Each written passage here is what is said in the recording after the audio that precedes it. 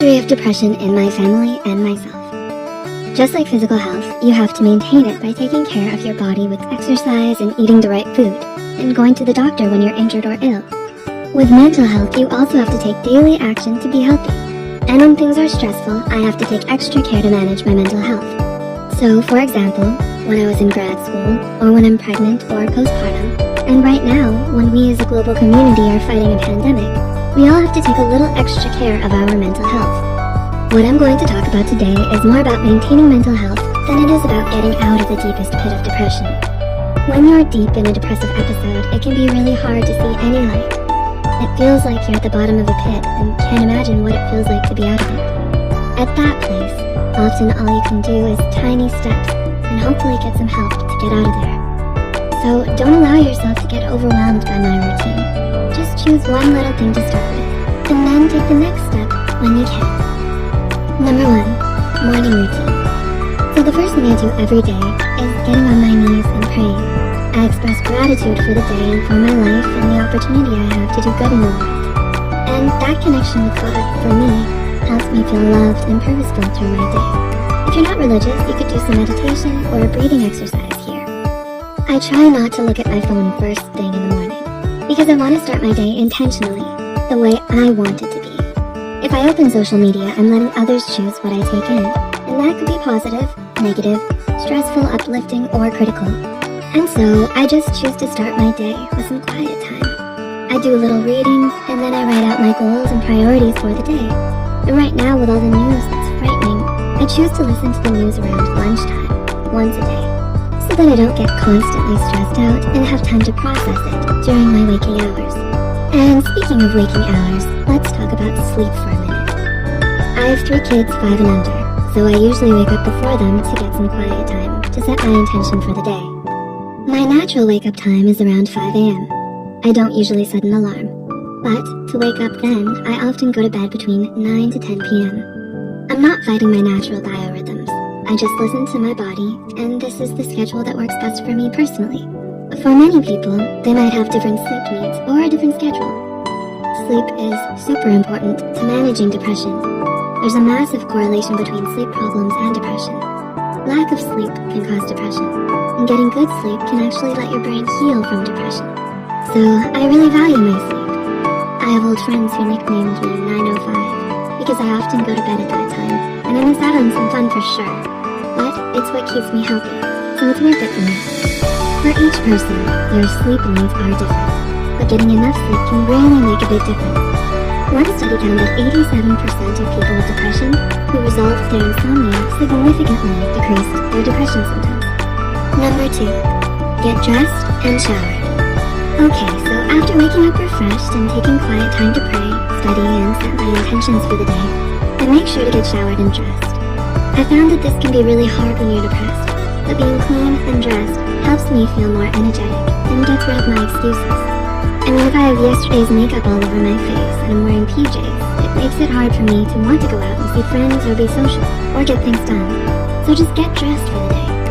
Then I take my multivitamins, and if I remember, I take my omega-3 supplements. And nutrition is an important part of my routine as well. I try to eat a lot of plants and not too much sugar or processed foods. But I'm not going to go into that too much right now. Number 3, exercise. The other essential part of my mental health maintenance is exercise. There's so much research that proves that exercise is great for mental health. It helps clear brain fog, and it helps reduce stress chemicals in your brain. I feel like when I exercise, it just works through a backlog of pent-up emotions, and I can feel my body relax. I think it also helps me deal with anger and frustration, and I just like it. I know a lot of people exercise in the morning, but for me, back when I worked full-time, I used to always go climbing, or for a hike, or run after work.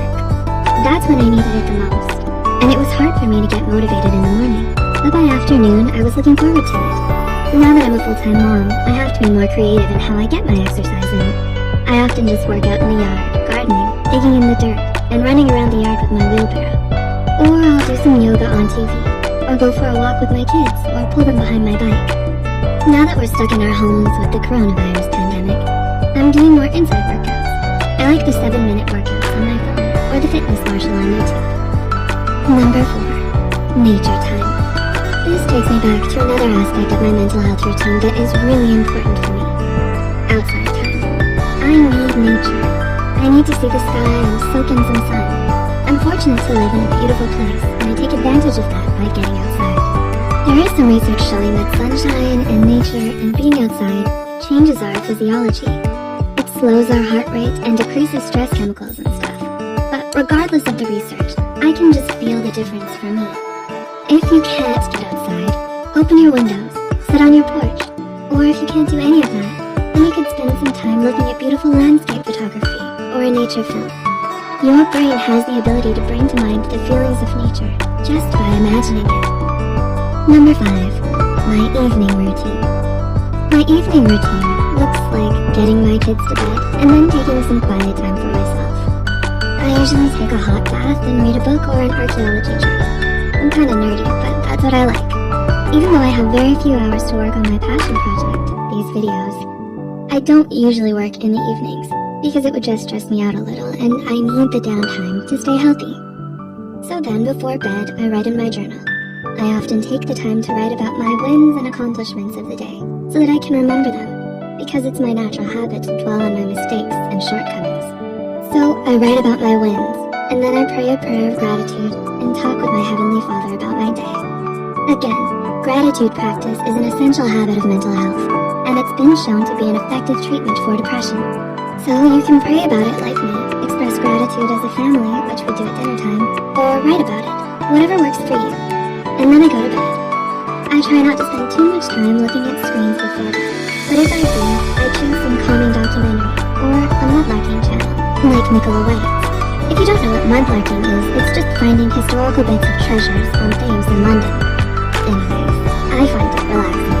I encourage people not to be on TV because it's just not super great for your brain, but if you do, choose a short and calming show. Lastly, other self-care. For me, that includes scheduling in some time for my hobby. I have tons of hobbies, but because I'm so busy with kids, I really don't have time to do most of them. But I make sure to carve out about 2 hours a week to do at least one of them. Right now, that's metal detecting, which is something fun and relaxing for me. I put it on the calendar so that I make sure it happens. I also take the Sabbath off. No work, no housework. I don't check my work email. I let my brain completely focus on other things.